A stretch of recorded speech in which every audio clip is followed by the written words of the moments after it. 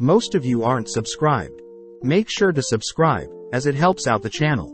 Without further ado, the series kicks off at the dead of night, with a mysterious lady supposedly slaying our MC, Tomokui Kanata, who is unable to stop his own death. Upon opening his eyes, our MC spots an elder goblin in front of him, hearing the old goblin give our MC the name of Gobru.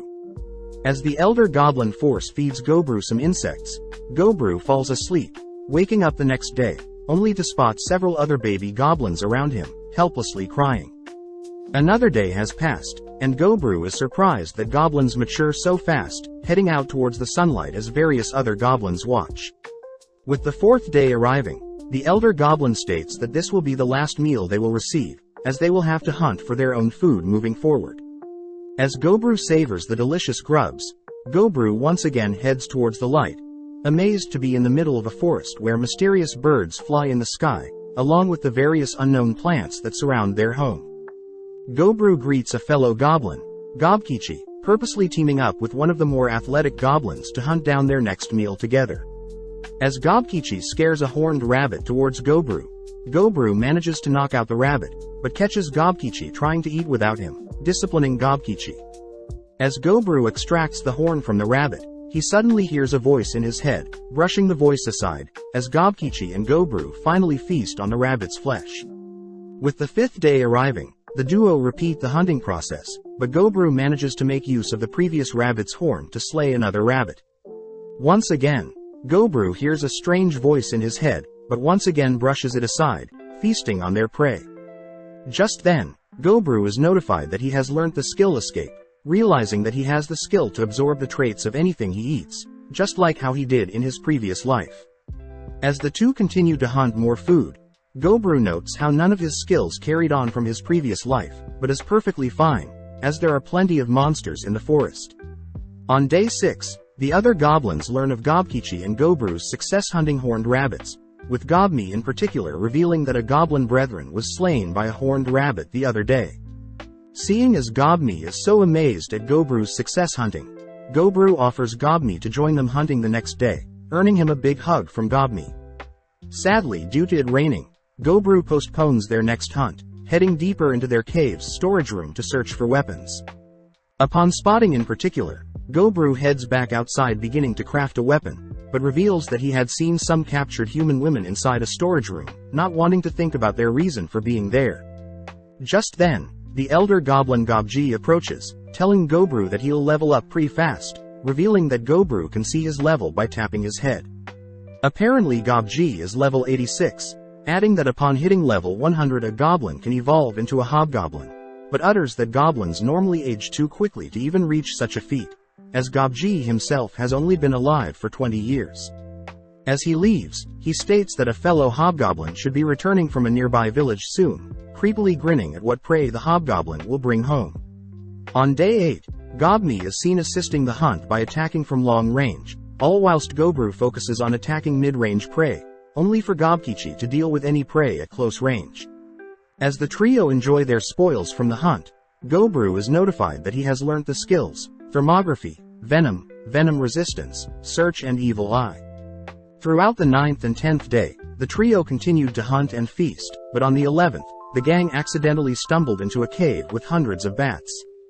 As Gobru orders Gobmi to flee, Gobkichi holds up a shield for Gobru, allowing Gobru to activate his Evil Eye skill, freezing the bats in place, allowing the gang to slay the bats.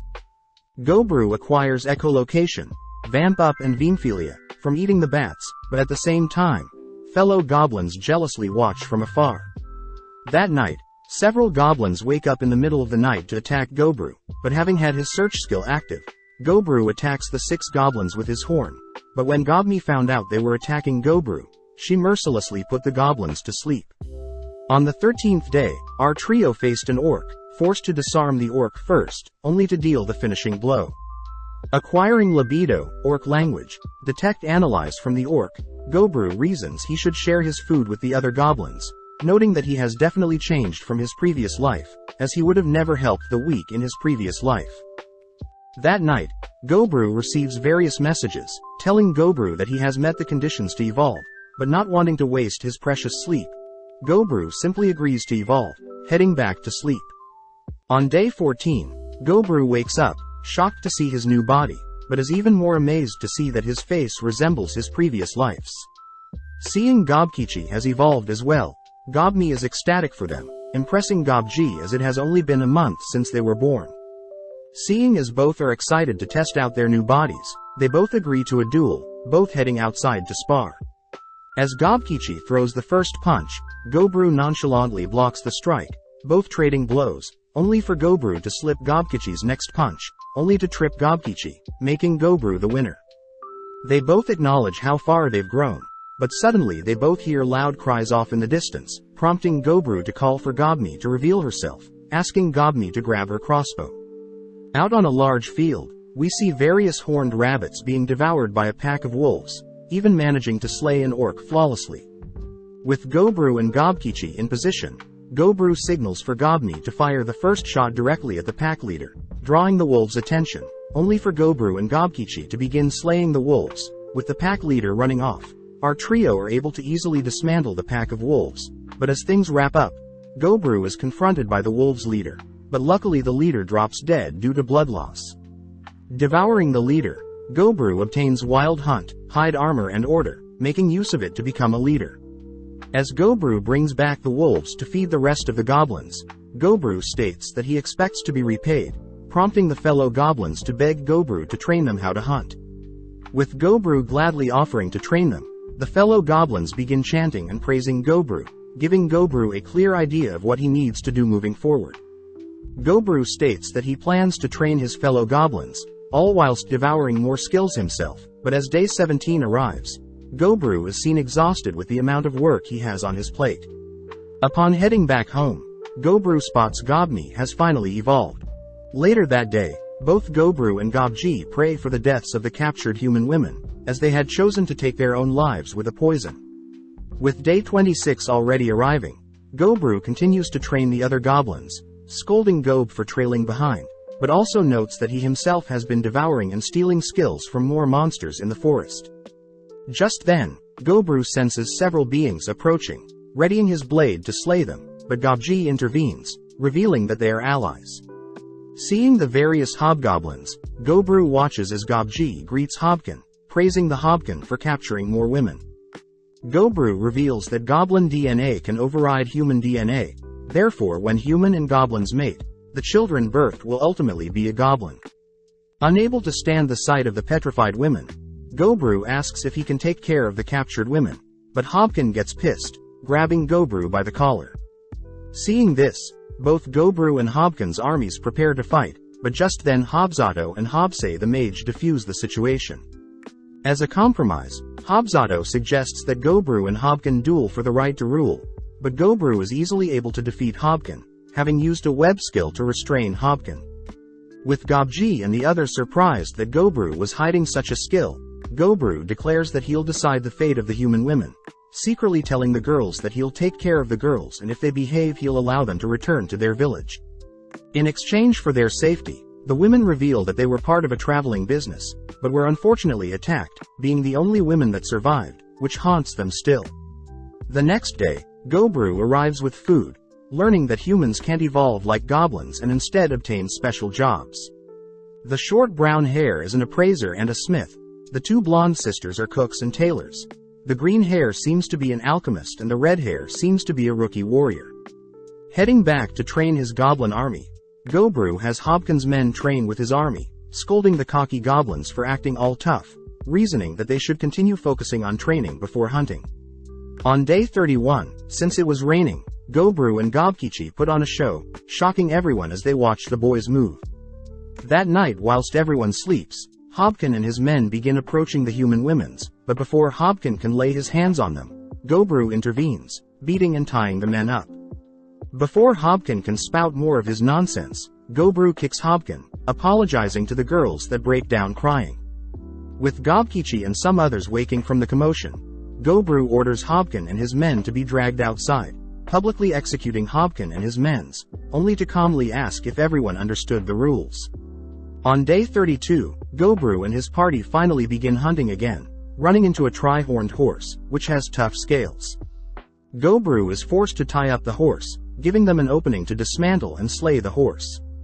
From the horse, Gobru learns the skills: Scaled Drive, Scaled Horse's Cry, Quick Healing, Kick Proficiency, Pierce, Proficiency Up and Triple Thrust, a skill that allows Gobru to deal 3 times the normal damage.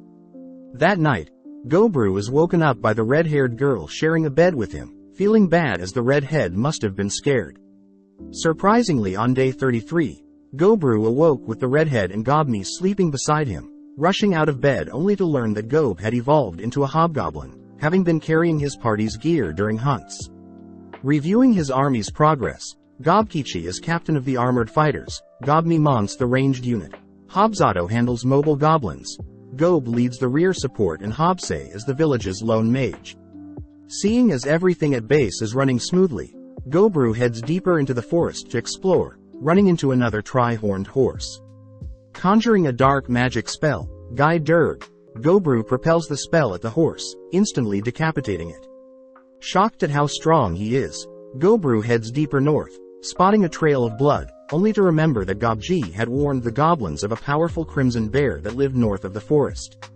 Just then the crimson bear appears, sending shivers through Gobru's body, but even though he knows he should run, Gobru gets excited at getting to fight and consume such a monstrous creature. Getting serious, Gobru conjures his dark magic spell once more, dual-wielding his axe and shield, only to engage the bear.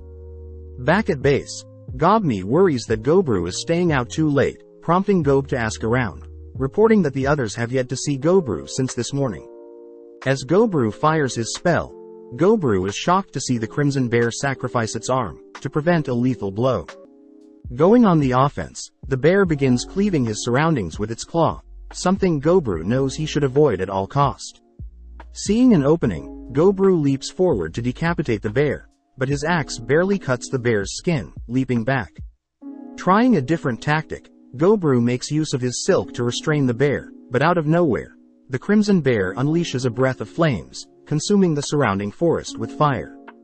As the bear slowly walks away, Gobru is revealed to have evaded the explosion, slowly regenerating his wounds. Knowing that he'll have to get in close, Gobru reveals himself, taunting the bear to unleash its breath of fire once more. Casting a barrier, Gobru dashes towards the bear's mouth, puncturing the inside of the bear's mouth, but sadly the bear uses the opportunity to land a powerful swipe, sending Gobru flying. Having barely survived, Gobru notes that his blade is preventing the bear from breathing more fire, revealing that he'll surely die if he gets struck again. But upon seeing the bear's determination, Gobru rushes towards the bear, evading its initial slash, leaping into air, only to pierce the bear's neck from behind. Seeing that the bear is now pissed, Gobru takes advantage of the bear's sporadic movements, both rushing towards each other. With day 34 arriving, Gobru sits alone having won the duel, but has received a fatal blow from the bear. Devouring the bear meat, Gobru obtains the skill's heavy damage, overpowering strength, but slowly growing weak, Gobru falls unconscious. Just then the voice in his head notifies Gobru that he has once again completed the conditions to evolve, mindlessly accepting. Waking up on day 35, Gobru begins devouring the rest of the bear, gaining the skills: Howl of the Mountain Lord, threatening Glint and All Tolerance, but stops himself, realizing that his weapons are suddenly so small. Upon returning the village, Gobni scolds Gobru for being so reckless, but Gobji is more impressed that Gobru was able to defeat the Crimson Bear, the master of the northern forest, only to evolve into an ogre. With everyone calming down, Gobni and the redhead follow Gobru to their storage room, accidentally scaring the girls who seem to like how Gobru looks, but Gobni seems jealous.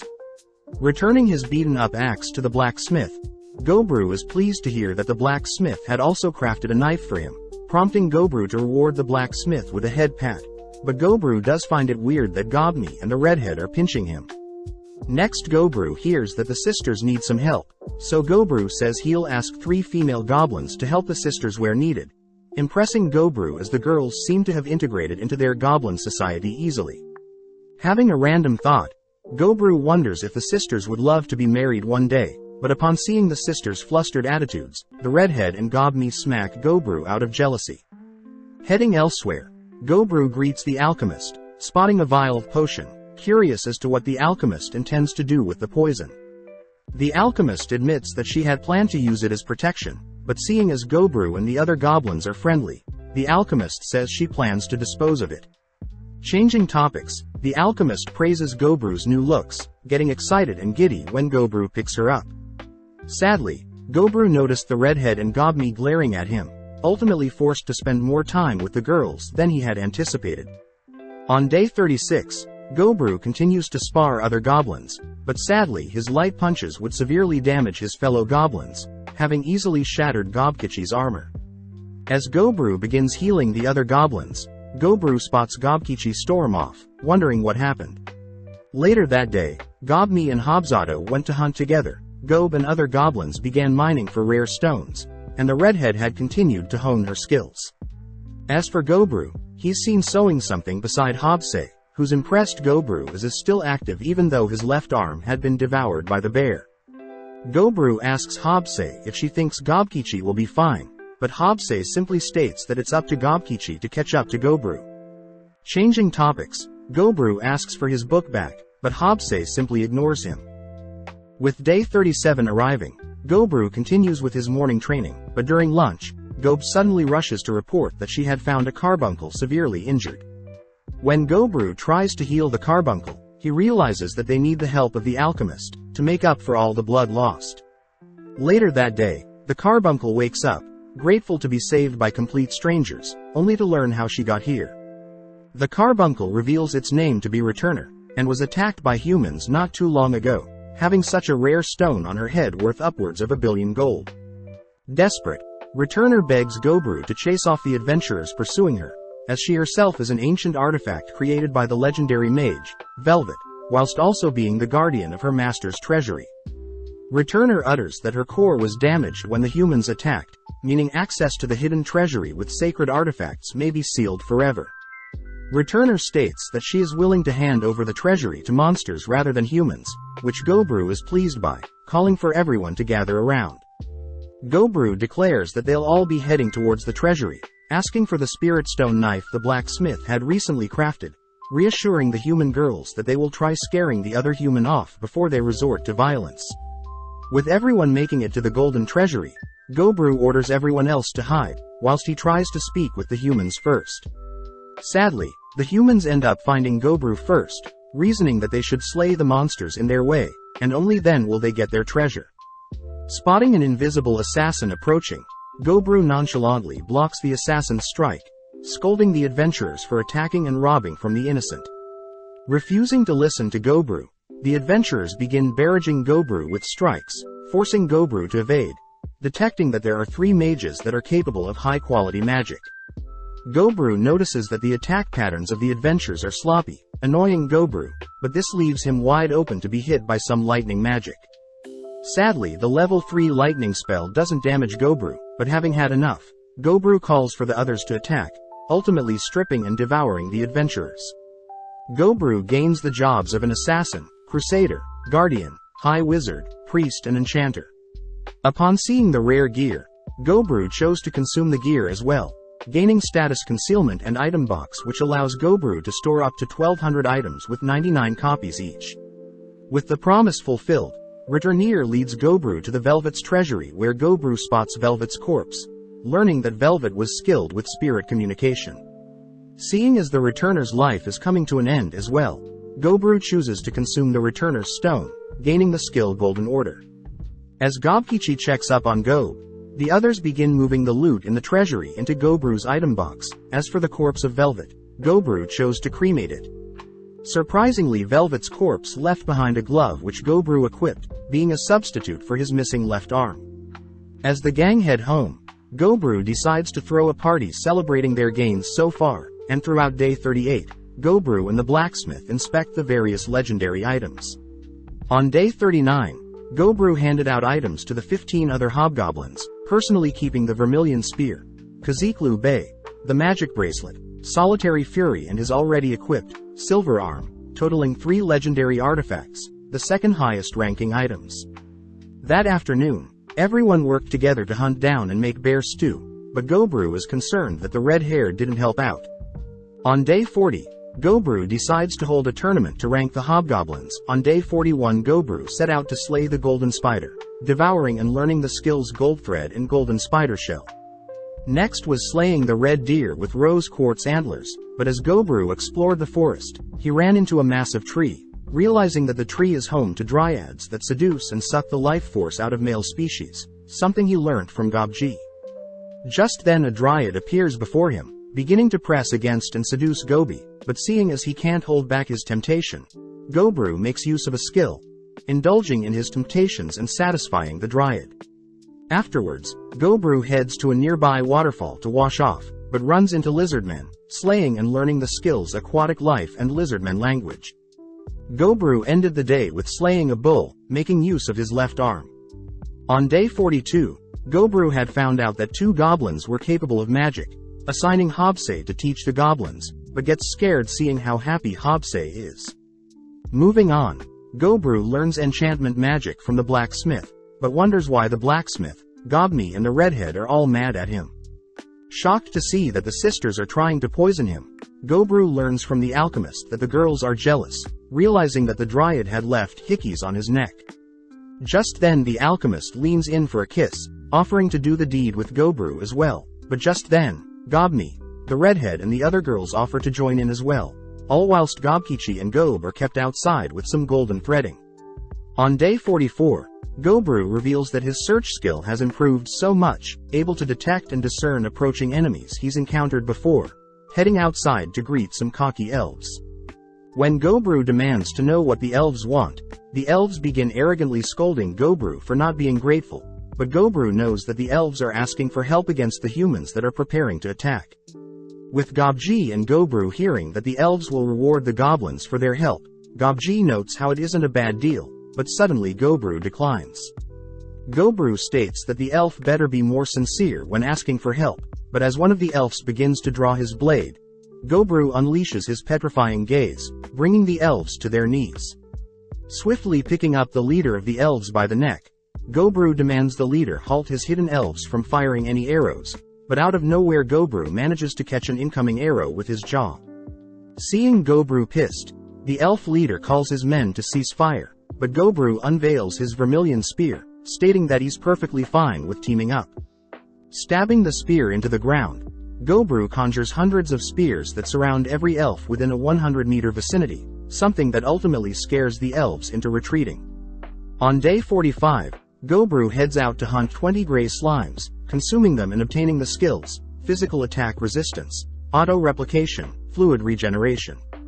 Biting his finger, Gobru uses some blood to summon a mini-clone that allows him to see through and share senses, suddenly getting an idea. On day 46, Gobru asks the girls to create several pieces of clothing with Gobru's blood. This way Gobru will be alerted if anything happens to the girls, leading to day 47 where Gobru has spotted the elves returning using one of his clones. As the elves march towards the entrance of the goblins' cave, Gobru immediately activates his howl, once again freezing them in place, only to bind the elves with his silk. Interrogating the elves inside the cave, Gobru notices that most of the elves are apologetic, having tried to stop the elf leader, but the elf leader continues to be cocky, stating that he intends to punish Gobru for the other day. Annoyed, Gobru states that the elf leader will be put to death. As for the remaining elves, Gobru gives them a chance to live if they can each defeat one of Gobru's goblins.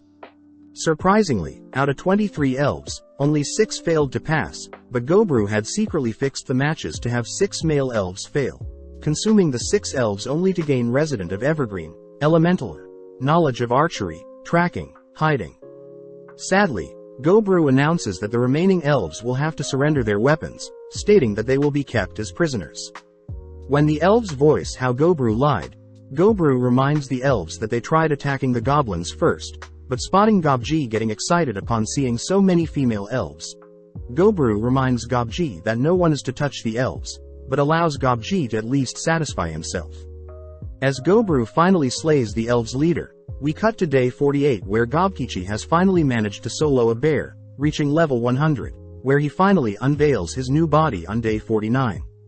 With Gobru and Gobni impressed, we learn that Gobkichi evolved into a special variant with dark red skin as a blessing from the demigod of flame and a thick layer of muscle as a blessing from the demigod of war. Gobkichi states that it's been a while since they both sparred, prompting both to head outside, both exchanging devastating blows with neither falling, but ultimately Gobru manages to outlast and topple Gobkichi. As Gobru and the others train all day, we see Gobru later that day stumbling through the cave, exhausted from sparring, only to spot a figure approaching. As the figure reaches out to give Gobru something, Gobru is suddenly seen waking up on day 51, dragged out of bed by Gob, learning that Gobkichi have inspired 4 new goblins to evolve into hobgoblins. The alchemist reveals that one of the hobgoblins can become a mage, whilst another can be a cleric, introducing Gobji, who promises to heal his fellow goblins. Gobru also notes how Hobse has also evolved this morning, having grown into the Lord family as a half-spell lord, but seeing Hobse's markings, Gobru wonders if they are the same markings on his body as well.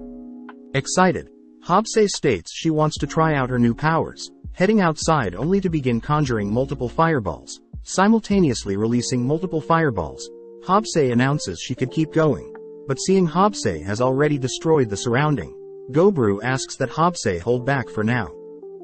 Seeing as Hobse is already a half-spell lord, Gobru deduces that Hobse will become a full spell lord by next evolution, so as a reward for evolving, Gobru suits Hobse up with some equipment.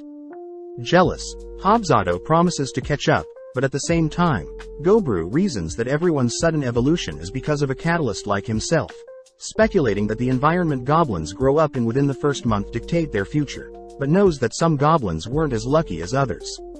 On day 52, Gobru and Gobkichi return from slaying a horse, running into some hobgoblins that declare they are leaving the village, having been replaced by more skilled younger goblins. Seeing the hobgoblins prepare to leave by force, Gobru diffuses the situation, stating that he has nothing against the hobgoblins leaving since the hobgoblins haven't taken anything other than their own gear. As a parting gift, Gobru gives the goblins a mithril blade that can even harm Gobru. Cutting to day 53 where Gobru had encountered a human being dragged along by an orc. Intervening, Gobru slays the orc, but consumes the human, learning the rare skill Monster Tamer. That night, Gobru meets with the alchemist, who unveils the product Gobru has been yearning for, alcohol. On day 54, Gobru reveals that various hobgoblins from the previous generation have left for their own journey, offering the remaining goblins to do the same, but upon seeing no one take the offer, we cut to day 55 where Gobru is seen crafting earrings with his blood to help with communication. On day 56, Gobru began testing the communication earrings, choosing to make more, but on day 57 Gobru was amazed to hear that Gob managed to slay a tri-horned horse alone, but upon inspecting the horse, realized it was unconscious. Making use of his Monster Tamer skill, Gobru announces the horse as their first familiar, cutting to day 58 where Gobru is seen chasing a pack of black wolf with the help of his new pet bear, ending the day by taming the leader of the wolf pack and stationing it to protect the human girls. On day 59, Gobru was amazed to see the redhead manage to slay 3 kobolds all by herself, but as the two sit down to have a snack, the redhead is suddenly notified of a class change. Easily catching up and slaying a deer, the redhead reveals her new class, Noir Soldat, a class that forces the redhead to consume monsters often or she'll perish, but in exchange her rate of growth becomes exponential. That evening, Gobru learns from Gobji that more of his goblins have been attacked by humans, but this makes Gobru declare the war between humans and elves will begin soon, cutting to day 60, when Gobru is awoken, having detected multiple entities chasing hundreds of kobolds into their cave. Allowing the kobolds to take shelter for now, Gobru spots hundreds of skeletons chasing the kobolds, realizing that their arrows have no effect on the skeletons. With the horde of skeletons rushing towards them, Gobru manages to detect a powerful presence summoning the skeletons, but unable to focus on it, Gobkichi and Hobzato are forced to halt the incoming wave. Surprisingly, Hobzato manages to shatter several skeletons with ease, prompting Gobru to order his goblins to begin smashing through the hoarder. Equipping his spear, Gobru begins counting to 10, all whilst dismantling and making his way through the horde of skeletons, only to easily slay the leader. Consuming the skeleton's leader, Gobru gains the skills Summon Lower Undead, High-Tier Equipment Materialization, Mana Absorption, Low Damage Reduction, Low Magic Reduction. Speaking with the kobolds, Gobru learns that Kobold had dug into Velvet's treasury, accidentally awakening the greater skeleton, but had also chosen to lead the undeads towards the goblins' territory. Seeing the kobolds so thankful for the help, Gobru says he'll take care of the wounded, noting how he's gathered quite the crowd. With day 61 arriving, Gobru is seen hunting with Gobkichi, only to suddenly spot 12 armed humans dash past them. Upon secretly following them, Gobru learns that the humans plan to kidnap the chief of the elves' daughter as they return from a festival, and that one of the elves had purposely given the humans the information. With 2 hours passing and the sun setting, the elves appear just as the humans had predicted, but the elven daughter catches Gobru's eyes. In an instant the humans barrage the elves with arrows, moving in close to finish off any surviving elves, only to capture an elven daughter. Having seen enough, Gobru reveals himself, easily tying up the humans with his silk, only to apologize to the fallen elves for not acting sooner. On day 62, Gobru interrogates the humans, learning that the humans plan to invade within 20 days. But after consuming the 12 humans, Gobru learns several new striking skills along with more types of resistance. With several hours passing by, the elven daughter finally awakes, demanding to know where she is, but Gobru can't help but notice her wings.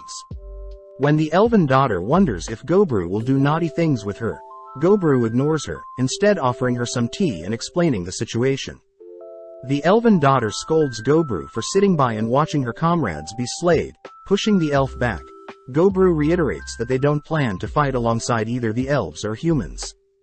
Gobru also reveals that there is a traitor that assisted the humans with attacking the elven daughter, but seeing the elven girl break down crying, Gobru reasons she should rest for now, and he'll send her home tomorrow. That night, Gobji wonders if he can play with the elf, but Gobru refuses to allow such things. On day 63, Gobru, Gobkichi and the elf begin heading towards her elven village, wondering why the elf has wings, only to learn that higher elves normally hide said wings in their body. Apparently when normal elves level up they sprout wings to fly, but not being used to her wings, the elf can't control her wings yet. With several hours passing by, the gang finally reaches the elves' village, but immediately Gobru sends 25 elves in the trees, all preparing to fire. Intervening, the elven girl cries for everyone to pause, instead taking Gobru and Gobkichi to meet her father, the chief of the village, who is grateful to Gobru for saving her daughter's life. Gobru clears up the situation, stating that he didn't save the chief's daughter expecting anything, but the chief still insists that he reward Gobru. Taking out a special item, the chief unveils the Failknot, an ancient class item that has been passed down their family for years. Seeing the chief genuinely grateful for Gobru saving his daughter's life, Gobru states that he's willing to give the chief some information on the humans, ultimately leading to Gobru befriending the chief, as the chief gifted Gobru with several mithril items in exchange for spirit stone knives and magical items. As Gobru prepares to leave, the chief asks if Gobru had seen their army of 20 that left their village not too long ago, but not wanting to sour their new relationship, Gobru lies, saying he hasn't encountered any elves. As a final parting gift, the chief gives Gobru some of their elven medicine and liquor, something Gobru is very grateful for, savoring the delectable taste for the liquor that night. On day 64, Gobru wakes up, asking for Gobni to wake up as well, but is surprised to see Gobni has evolved into a Dhampir variant, along with 8 other goblins evolving into hobgoblins. Gobru instructs Gobni to keep her glasses on, having received a blessing from the god of ice along with evil eyes that can charm anyone she glares at. Gobru notes how her ice affinity offsets her weakness to sunlight as a vampire, but seeing her new form, Gobru can't help but feel she reminds him of someone. On top of things, Gob had evolved into a half-earth lord, able to now mine through bedrock, fortify her body and has lighting magic for detecting gems. Hobzato also reveals her new half-blood lord evolution, able to manipulate and use her blood as weapons, but as Gobru observes the girls, Gobru notices that they all have acquired tattoos, wondering if the tattoos mean anything. Needing new names, Gobji renames Hobse to Spelse, Gobmi to Dami, Hobzato to Bloodsato, Gob to Earth, Gobkichi to Ogrekichi, Gobji to Hobji, and Gobru is now Ogru. Having established a ranking for everyone's race, Ogru knows that once the human and elf war starts, the elves will surely seek their help, therefore Ogru plans to prepare everyone for combat. Upon giving the kobolds earring devices, Ogru gets annoyed at the female elves for being so reserved, choosing to infuse them with more confidence first. As Ogru begins training the elves and kobolds, Ogru chooses to summon undeads to help with sparring, choosing to equip the skeletons with more heavy-duty armor. As the elves begin to integrate to the goblins' way of life, we cut to day 65. Ogru figures out he can summon regular skeletons, zombies and undeads. Ogru also confirms he can't devour and steal the skills of Ghost, and that the undeads easily burn up in sunlight, but as their population expands over 100, Ogru wonders how he can get the kobolds to grow faster. As Ogru worriedly watch Gobfu devour the flesh of undeads, we cut to day 66, where Ogru and several others are visiting the caves where the kobolds reside. As the kobolds gather their stuff, Earth takes over, sealing the kobolds' homes for good, only for Ogru to order the kobolds to begin hunting down wolves, in order to tame more familiars. Surprisingly, the kobolds manage to tame 20 new wolves, but sadly no pack leader. As the gang return home, Earth runs into a stamp boar, excitedly charging at it, but Earth accidentally beats the boar to a pulp. That night, the blacksmith unveils Ogru's newly modified axe, having infused it with all 4 elemental spirit stones.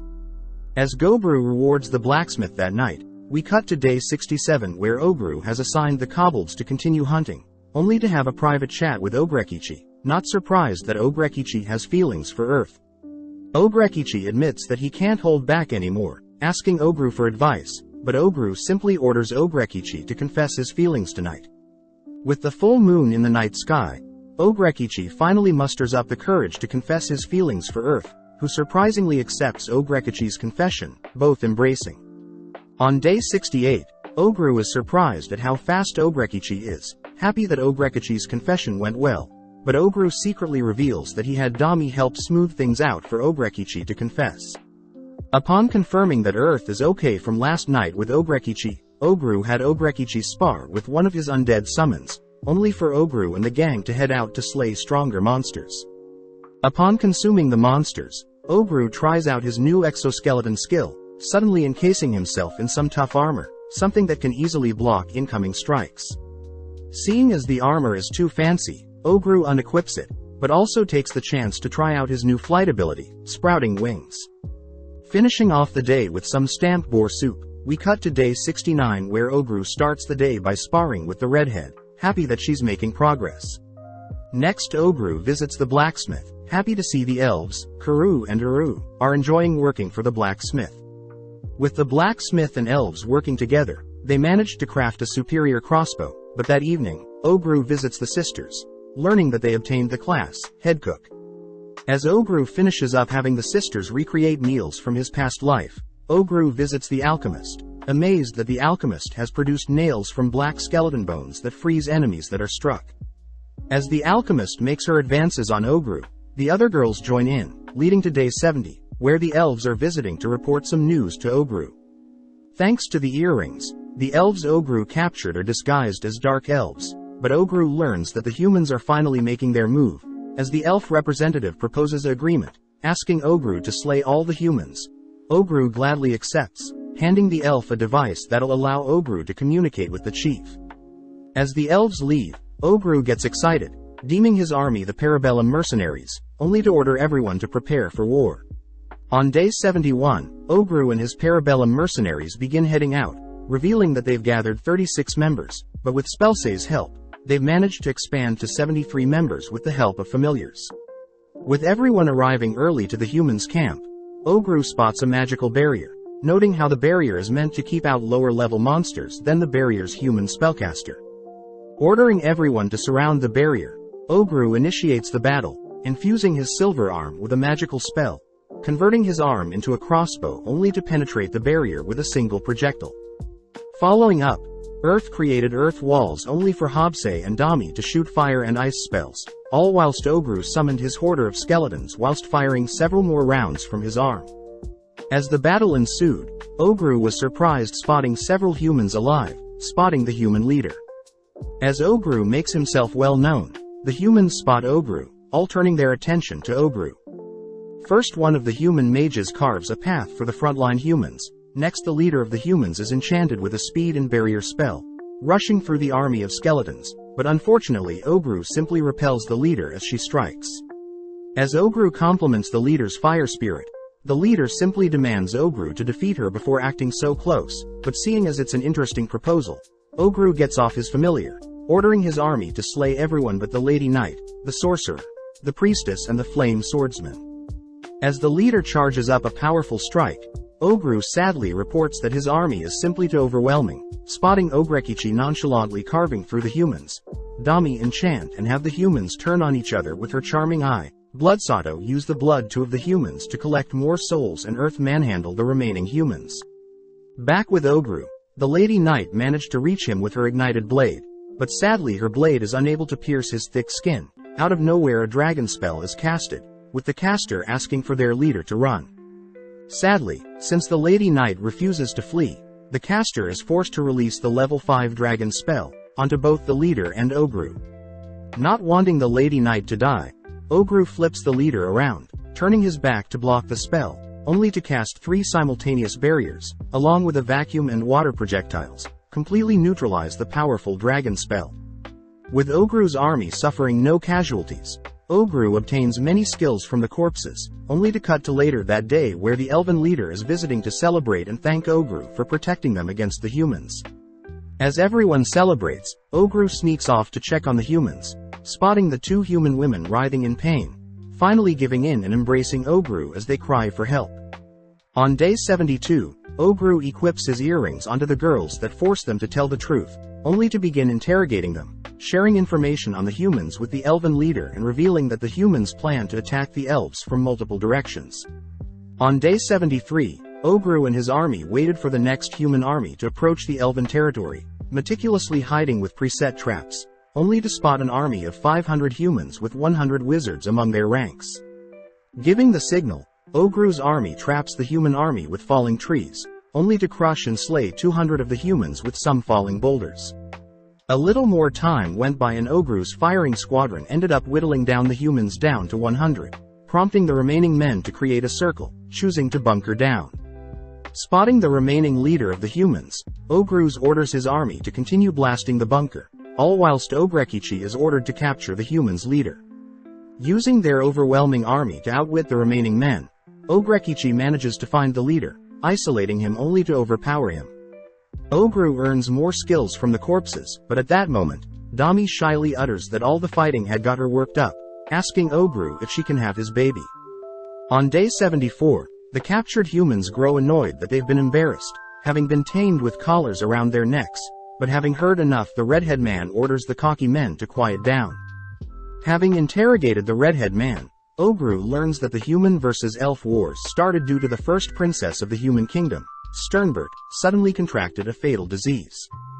The princess was also married to the future emperor of the neighboring empire Kilika, someone who knew of the elven medicine that was said to cure all illnesses, and hence the humans declared war on the elves, hoping to find said cure to heal their weakened princess. As Ogru wonders what his next move should be, we cut to Earth, who has accidentally uncovered a heated water source, giving Ogru an idea. Getting to work, Ogru unveils his newly created hot spring. As Ogru, Gobji, Earth, Gobkichi enjoy the bath, we see that the girls have begun scrubbing each other's back, each complimenting the other's fair skin. On day 75, Ogru decided to have the humans begin training with his army, assigning Dami and Spelse with their own armies for a mock battle. But as for Blood Sato and Ogrekichi, they fail to grasp simple concepts for warfare and are forced to sit the mock battles out. At the same time, the redhead man manages to outspar Ogru's summons, demanding that he get to spar with Ogru himself. Impressed, Ogru gives the redhead a physical boost, accepting the redhead's challenge, but still easily overwhelms the man. As Ogru heals the redhead, Ogrekichi offers to spar as well, impressing everyone as the redhead and Ogrekichi both get fired up the longer the battle draws on. Sitting down for a meal, the redhead man reveals that he is very used to speaking with demi-humans, preferring the demi-humans more than humans. Hearing that the redhead man is impressed with how Ogru united everyone, Ogru is impressed to hear that the redhead man wants to work for Ogru moves forward, prompting Ogru to remove the man's collar, and assigning him to train the redhead girl. On day 77, some of the humans Ogru captured refuses to participate in training, hence the elves offer to watch over them instead. Seeing as it's the perfect chance, Ogru asks the elven leaders about this almighty medicine that the elves have, but Ogru is shocked to hear that the elven leader had given Ogru the medicine as a reward for saving his daughter the first time they met. Taking out the medicine, Ogru drinks the potion, obtaining the skill of quick regeneration, blood of panacea. Upon giving one of the captured humans a drop of his blood, everyone is shocked to see the human completely regenerate all wounds, making Ogru wonder how strong he has truly become. As their third interaction with the human army arrives, Ogru is seen tossing his spear, instantly slaying the human captain, only to conjure hundreds of spears to kill off a good chunk of the humans. As Ogru's mercenaries rush in to clean up the rest of the humans, Ogru produces an ooze to consume the human corpses, cutting to day 82, where Ogru is visiting the elven leader. As the elven leader serves up a feast, he thanks Ogru once again for decimating the human armies, but reiterates how he doesn't want any unnecessary bloodshed. Therefore the elven leader plans to give Ogru their greatest elven warriors to ensure their next battle with the humans will end the war. With Ogru listening to what the elven leader has planned, Ogru, the redhead and the female knight ride back on familiars. But the knight takes the chance to request that Ogru at least help cure the sick princess, reasoning that Ogru can save a life and have the kingdom owe him a favor. Although it doesn't sound like a bad plan, Ogru knows that human society worships the 5 great gods, but seeing as Ogru is blessed by the god of demise and origin, he knows he won't be welcome. Thinking for a bit, Ogru comes up with an alternative solution, cutting to day 83, where Ogru's final standoff against the remaining 2,000 humans has arrived. With extra troops from the elves, Ogru's army totals 650, meaning Ogru is completely outnumbered.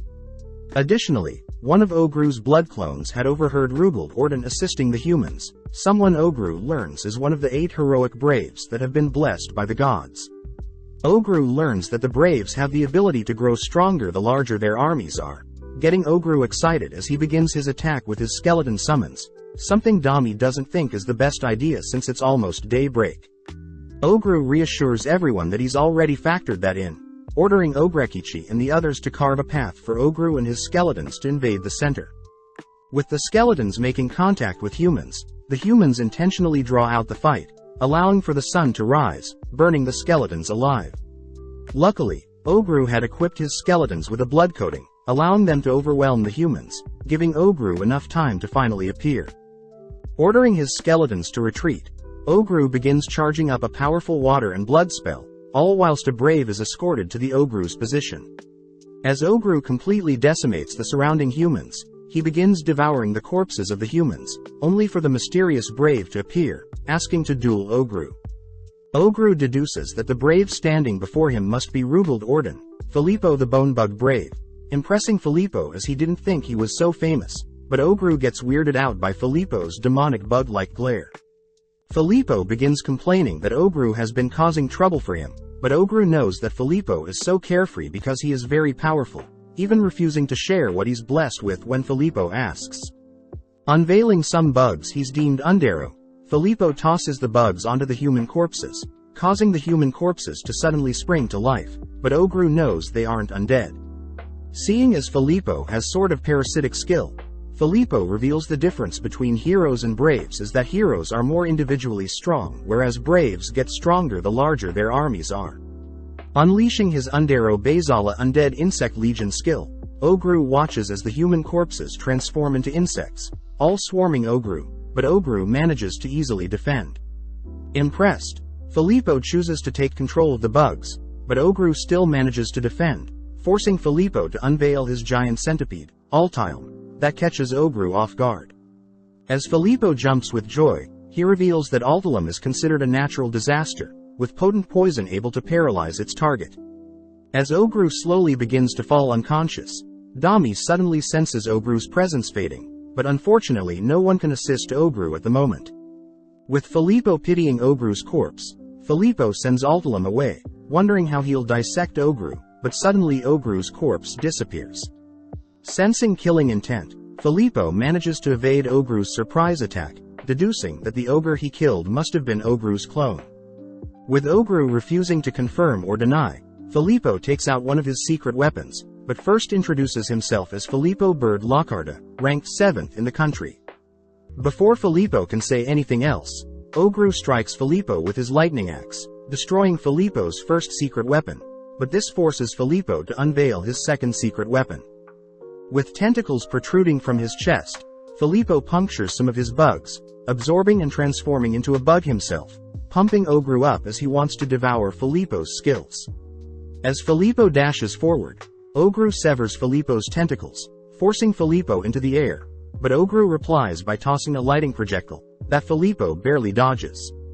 Filippo notes how amazing Ogru is even though Ogru hasn't undergone epic awakening, but refuses to elaborate further, annoying Ogru. Ogru smirks, stating that he'll force the information out of Filippo, but first Ogru equips his insect exoskeleton along with his wings, dashing towards Filippo. As Ogru easily outmaneuvers Filippo in the air, we see Ogru's party have finished up slaying the group of humans on their end, but Dami can't help but feel uneasy, rushing towards Ogru's position. With Ogru declaring that Filippo is defeated, Filippo chuckles, crawling naked out of his bug suit, only to sprint off. When Ogru tries to give chase, he's forced to deal with Filippo's mindless bug suit, pissed that Filippo successfully escaped. With Dami arriving, she's relieved that Ogru is alright, but Ogru revealed that he had another plan all along. Having one of his clones run through the forest with his stealth skill, Ogru managed to find the base of the human leaders, housing the future king. Ogru had his clone give a replica of the elven medicine and in exchange the humans agreed to retreat. With the war over, Ogru admits that he could have easily killed the future king then and there, but knows that would have caused years of unnecessarily bloodshed between humans and elves. As Ogru orders all of the injured to be healed, he allows any knights that survive to return home, but knows he must first take care of something. Having learnt of 6 hobgoblins, 2 hobgoblin mages, 8 goblins, 10 kobolds and 4 elves passing during the war, Ogru and the others give them a proper memorial, promising to avoid future conflict where necessary, and promising to grow stronger to ensure no more lives are taken. On day 84, Ogru wakes up to the terrifying aura of Hobfu, learning that Hobfu had been watching over Ogru all night, weirding Ogru out. Looking around, Ogru is impressed to see Hobji has evolved into a half-saint lord and has been tasked with healing the injured from the war. Ogru is also amazed that Hobji had obtained a light barrier skill, complementary of the half-saint class, able to withstand 20 of Ogru's basic punches. Weirdly, Hobfu continues to praise and admire Hobji's evolution, even though she had evolved into a ghoul, especially devouring all the corpses during the war. With Hobfu admiring the rivalry between Ogru and Ogrekichi, Ogru chooses to ignore Hobfu for now, but suddenly runs into Hobmi, frightened by her new set of eyes. Apologizing for scaring Ogru, Hobmi states that she still isn't used to controlling her new eyes, having evolved into a Dodonki, a class that excels in combat with illusionary magic. Hearing that Hobmi has the skills remote viewing and interscopy, Ogru admits that Hobmi will be able to outclass him in terms of information gathering. Seeing as more goblins have evolved, Gobji has given Hobfu the name Gufu, Hobmi the name Dodome and Hobji the name Seiji. Additionally, Ogru learnt that 7 more hobgoblins had evolved into ogres, amazed that his goblins are mourning their fallen brethren, and are evolving to prevent more goblins' lives from being taken.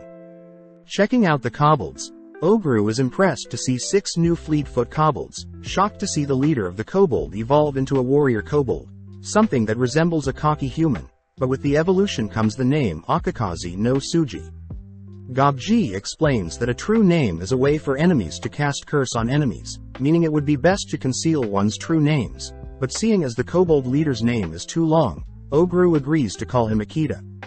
Wondering what he should do with the prisoners, Ogru calls a meeting for all the prisoners, informing everyone that they may leave whenever, but if they choose to stay they must follow Ogru's orders. Hearing this, several prisoners begin arrogantly declaring that they should be treated with respect, especially because they are stronger than some measly goblins. Ogru declares he could care less how strong they are, as Ogru would trust his goblin brethren to overcome random prisoners he saved. Offended, the prisoners demand to fight Dami for leader of the mercenary, but the prisoners get more cocky realizing that Ogru is the leader of the clan. With Dami holding back her anger, Ogru agrees to duel, prompting 2 of the prisoners to equip their flame orb and gale orb. As the 2 prisoners fuse their attacks, Ogru notes how orb weapons boost one's stats and can repair themselves when damaged, giving Ogru the signal to decimate the two without fear of harming them. With Seiji healing the prisoners, Ogru continues to pummel the other prisoners, but is caught off guard when one of the gorilla-like prisoners tackle Ogru. As the gorilla declares that he'll be leader from now on, Ogru dashes forward, easily incapacitating the gorilla, but praises the gorilla for a smart sneak attack. Realizing that the half-Dhampir prisoner is missing, Ogru gets pissed, spotting the prisoner flirting with Dami, instantly pummeling the prisoner, only to give the poor soul his blood. Luckily, Ogru is happy to see the remaining prisoners are less violent, having a respect for Ogru, as Ogru did free them from their captives. Before Ogru can leave, the half-Dhampir gets on his knees, praising Ogru for his sweet blood, weirding Ogru out as he now resembles Gufu. Visiting the blacksmith, Ogru introduces several dwarves, but the dwarves immediately begin criticizing the blacksmith's work. Heading elsewhere, Ogru begins testing out his new synthesis skill, able to infuse an orb onto his leg to create new armor. Testing out the chaos of the dead skill, Ogru succeeded in summoning a legion monster, but had to put it down when it went rampant. Ogru even tried combining light and sunlight weaknesses, shocked to see the exponential effects when combining two weaknesses. With all the girls listening to Ogru's adventures, we cut to day 85, where Ogru and Earth are working to reconstruct the underground hot spring, hoping to one day open it up to the elves as well. On day 86, Ogru continues to train the provisional recruits, testing his synthesis skills on them to help train them. On day 87, Ogru was handed a warhammer crafted by the dwarves, happy to see the dwarves really appreciate Ogru giving them a new home. That evening, Ogru heads out into the forest, shocked to see that his mere presence scares off nearby monsters, but isn't too surprised to see that the Dryad had found him, forced to spend the day with her to satisfy her. Upon returning home, the girls found out that Ogru had been spending time with another girl, forced to satisfy the girls all throughout the evening. On day 88, Ogru spends time planting new crops, having been handed a special type of magical seeds for fruit and vegetables. As Ogru and the others work hard throughout the day, they wave goodbye to some of their provisional members on day 89, having all decided to head home. On top of things, Ogru had decided to release the knights they captured, but Dami had made sure to charm them all with her eyes, meaning they now have spies within the human ranks. With Ogru learning that the humans have indeed retreated, the elven leader invites Ogru and his members to the Lutrolf banquet, prompting the elves to entertain and put on a show. Ogru wonders if the elves should really be sharing such a sacred festival with outsiders. The elven leader reassures Ogru that sharing this tradition with a friend is the least they could do. The elven leader also reveals that he had a younger brother that sought connections with the outside world, but sadly the elven leader has yet to hear back from him, but is grateful to Ogru for creating a community where his younger brother would be proud to return to. On day 90, Earth had reported that she had dug up the rest of the Spirit Stone, left behind by Velvet and Returner. As a sign of gratitude, Ogru chooses to consume the Spirit Stone, obtaining various gravity magic and spatial resistances. That evening, Ogru makes use of some black skeleton corpses, fusing them with anti-sunlight magic, in order to create a skeleton centipede. Ogru states that he'll be using the centipede as a ride, to take the girls back to their human town, making the girls fear that Ogru dislikes them, but Ogru reminds the girls he had promised the girls their freedom a long time ago. On day 91, Ogru proudly presents his new hot spring facility, allowing more of the citizens to leave, but at the same time the redhead gets scolded by her teacher for not focusing, but is relieved to hear Ogru still prefers to have the girls around. As Ogru spends day 92 with the girls, we cut to day 93, where Ogru holds a welcome party for his new members, but heads over to chat with some of the members that remind Ogru that humans in the kingdom and empire despise demi-humans and that Ogru will need a guarantor from a noble family. Day 94 marks their preparation for departure day. Ogru announces that they'll split into groups, ordering everyone to gather as much intel as possible, that everyone try to defeat the enemies they encounter, that they all try to level up, and most importantly that everyone try to stay alive. With day 95 arriving, everyone is gathered outside, with several people nervous and excited. As Ogru gives his final remarks to his rival Ogrekichi, everyone now splits up, prompting Ogru to admit that he was happy to have learned so much in the forest, but now he'll be heading off to visit the human girl's hometown, the garrison city of Trient. On day 102, Ogru and his party finally arrive at the garrison city, with the residential area of town housing 25% of demi-humans. With some slight troubles getting through the gates, Ogru and his party rent an inn, telling the human girls to spend the time in town deciding if they want to remain with Ogru or return home. As the redhead shows Ogru the guild, the others spend time selling their goods, all whilst Ogru forces his way into the guild, hoping to register their mercenary company. As the redhead handles the paperwork, they all eventually go shopping, but having had enough, Ogru disguises his ogre form with his past lives' human body, heading to gather some more information. As Ogru walks around, he overhears rumors of a terrifying ogre roaming around, sad that his monstrous form won't be able to blend in as well as he had hoped. Heading through an alley, Ogru spots 6 men surrounding him, nonchalantly dismantling them, only to devour and obtain several new abilities. Inspecting the men's equipment, Ogru notices the men all have the same ring, wondering what type of organization these men are from. But out of nowhere Ogru overhears a boy arguing with some men. Hearing the boy demand the men free his mistress, Ogru spots the men wearing the same rings as the 6 he just devoured, watching as the boy tries to apprehend the men, but the boy is easily overpowered. Before the men can dispose of the kid, Ogru steps in, knocking out the men and saving the kid, allowing the men to be free, but has one of his replicas infect the men to track their hideout. Having saved the boy, Ogru gets annoyed that the kid is berating him for not slaying the men, revealing that he is a mercenary, handing the kid his card, only to temporarily reveal his ogre form, heading off. That night, the boy reveals that he was in charge of protecting a princess, but having let his guard down, the princess was kidnapped. Ogru reveals that he had tracked the men's hideout to an abandoned home outside of town, both immediately heading to rescue the princess, but upon seeing the princess is alive and well, Ogru discovers documents showing that the princess's kidnapping was all planned. Burning down the men's house, Ogru orders the boy to not disclose what happened today, but when the boy refuses, Genki is forced to hypnotize the boy into submission, leaving him with the princess. On day 103, Ogru gets word from Seiji that some new goblins and hobgoblins are born, exciting Ogru, but Ogru is more worried about the human girl's answers. Upon meeting up with the girls, Ogru is grateful that all of the girls want to return home with Ogru, but before Ogru is able to leave the inn, the princess from last night greets Ogru. Introducing herself as the first daughter of the Sternbert Kingdom, Rubelia Iceful Sternbert, Rubelia thanks Ogru for saving her, but off to the side the boy apologizes for failing to stop the princess. With Ogru reassuring the boy it's fine, Rubelia reveals that she's come to give Ogru's mercenaries the job of escorting her back to the royal capital of Oswell. Seeing Rubelia so confident in the way she speaks, Ogru respects Rubelia for not fearing him, but Ogru flat out rejects Rubelia's job request. Ogru reminds Rubelia that she has her own guards, scolding Rubelia for not using them, but Rubelia gets amused at how much Ogru cares for her.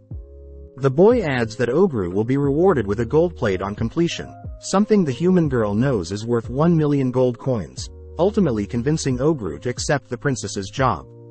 Meeting outside of town, Ogru asks where Rubelia's guards are, shocked to hear Rubelia had left her guards behind, afraid he'll get blamed for kidnapping the princess. Heading out on his skeleton centipede, Ogru can't help but keep the princess entertained, spotting several buffaloes nearby, creatures with high-quality meat and rare medicinal horns. As a quick-lung Brea, Dami and Ogru hunts down some buffaloes, enjoying some steaks, only to continue their journey. Stopping near a body of water, the redhead is tasked with dueling a blade rabbit, at first overwhelmed by its speed, but manages to slay and devour it. As they continue their journey, Ogru can't help but grow more annoyed at how Rubelia is acting, putting her in timeout when she gets too close to monsters, only to spank her for not listening. On day 104, the gang encounters shelled turtle snakes, prompting Ogru to ask Neki, Fuki and Genki to help hunt them, but when the trio refuse, Ogru simply deals with them himself. Working with the chef sisters, Ogru manages to cook up some turtle snake broiled in soy sauce, only to all enjoy the delectable taste. Continuing their adventure, Ogru admits that Rubelia's curiosity for the outside world is fascinating, but does get annoyed that the princess loves sitting on top of his shoulder. Ogru had learnt that the boy watching over the princess is a knight specifically assigned to watch over the princess, meaning Ogru plans on training the knight, agreeing to train the princess as well. With Ogru forcing the boy to not overly rely on his skills in class, Ogru spots the princess working hard as well, impressed at the princess's dedication. That night, Ogru and his party had passed the mountains, making everyone discuss their next best route options. The boy suggests that they take a longer route, as the shortest route is littered with fillets eagles, the strongest creatures within their current terrain, being extremely agile whilst housing paralytic toxins. The boy also mentions how the leader of the eagles, the Jade Eagle, is in a different league from the usual monsters Ogru encounters, ultimately convincing Ogru to hunt down the Jade Eagle. On day 105, Ogru stands atop of the carriage, luring in several eagles, only to hunt them for some fried eagle.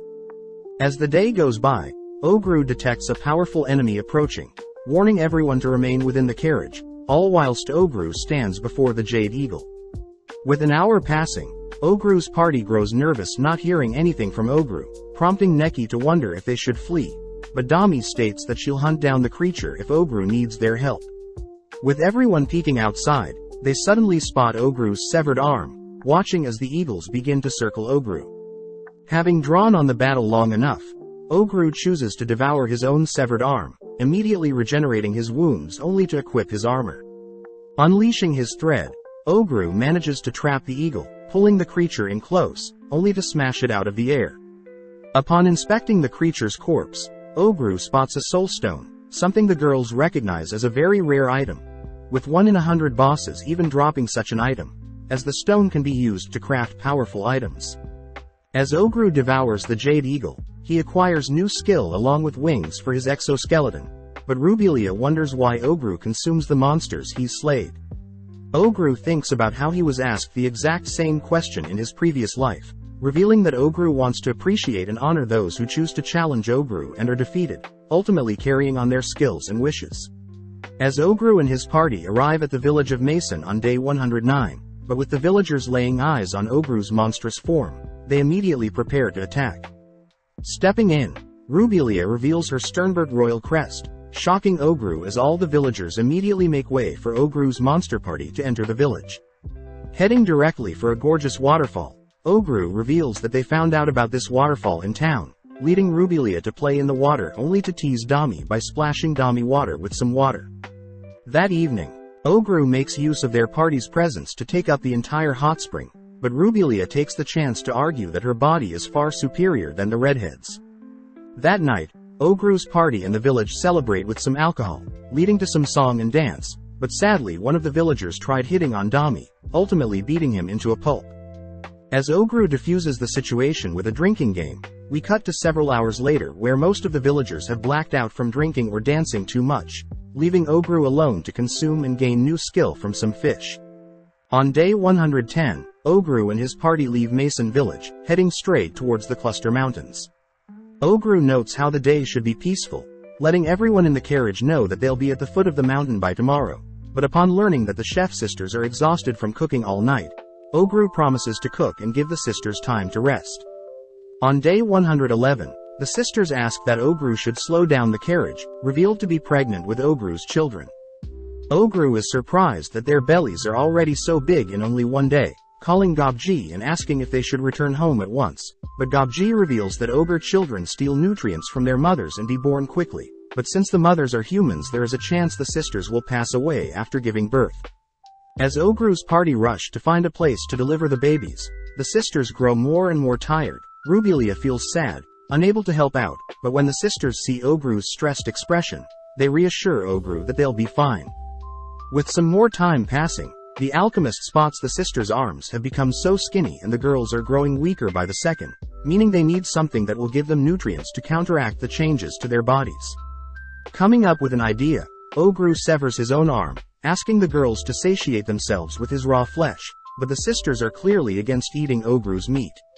With no other choice, Ogru is forced to mouth-feed the girls, declaring that he refuses to allow the sisters nor their children to die, ultimately making the girls give in.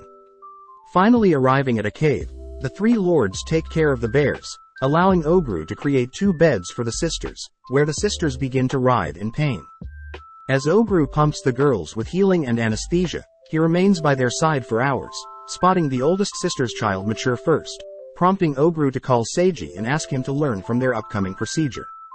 As Ogru equips a small operating blade, Ogru manages to successfully deliver the older sister's baby girl and the younger sister's baby boy, and any wounds the sisters received were instantly healed with Ogru's blood. As Ogru's party celebrates a successful procedure, Ogru takes some time to himself, calming his nerves, but also learns that his 2 children are mixed blood ogres, creatures with only 1 horn. GOBLIN reveals that the world is cruel to mixed blood creatures, as most humans and demi-human relationships lead to a child that takes after their demi-human father, but there is still a chance that the child takes after both parents.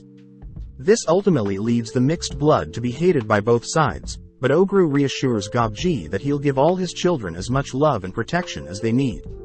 Butting in, Seiji reassures Ogru that everyone at home is okay with accepting Ogru's children for who they are, but also adds that next time the babies can be delivered before maturity and fed until mature, putting less strain on the human mothers. Ogru also notes how his children have orbs growing from their hands, signaling the potential of future lords. Ogru decides to name the oldest sister Oro and the younger brother Argento, proud of the older sister Felicia Tamiano and the younger sister Alma Tamiano for believing in him all the way. On day 112, Ogru decided to head out of the cave into the freezing snow, stumbling onto a majestic-looking white deer. At a glance, Ogru detects that the deer is a boss class, one that will easily slay Ogru if he isn't careful, but having not fought in a while, Ogru equips his armor ready for a grueling fight. With Ogru and the deer standing off, Ogru waits for the deer's first move, but instead is shocked to see the deer shed its antlers, sprinting off before Ogru could react. Amazed at the quality of the antlers, Ogru wonders what skills he'll acquire from consuming them, but upon remembering his children chooses to store them and share them later. As Ogru continues trekking through the snow, he stumbles onto a brawl between some humans and beastmen, deeming the boss of the beastmen Balor. Ogru is impressed at the humans' power, able to overwhelm the beastmen and even Balor, but Balor reveals his trump card, blasting the humans with a powerful spell. With the humans unable to keep up with Balor's overwhelming magic, Ogru is forced to intervene by firing a single shot that splits into 4, decimating Balor and saving the humans. Revealing himself to the humans, Ogru gets excited thinking about how he'll get to face the human party, but is also curious as to how he'll be storing the massive head of Balor. As the leader of the humans prepares to fight, Ogru suddenly detects immense potential from the human, choosing to hide the fact that he stole their prey, and instead offering to heal the humans' wounds in exchange for the corpse of the beastman. With Ogru bidding the humans farewell, the humans wonder what kind of person Ogru was, shocked to have run into an ogre of all places. The leader utters that he believes Ogru hasn't reached epic level status yet, but reveals that his skill premonition of death showed him that Ogru would have wiped out their entire party even though Ogru is still so low level. Returning back to the cave by nightfall, Ogru munches on Balor's corpse, gaining various skills, but is even more pleased to learn that his children are already capable of walking.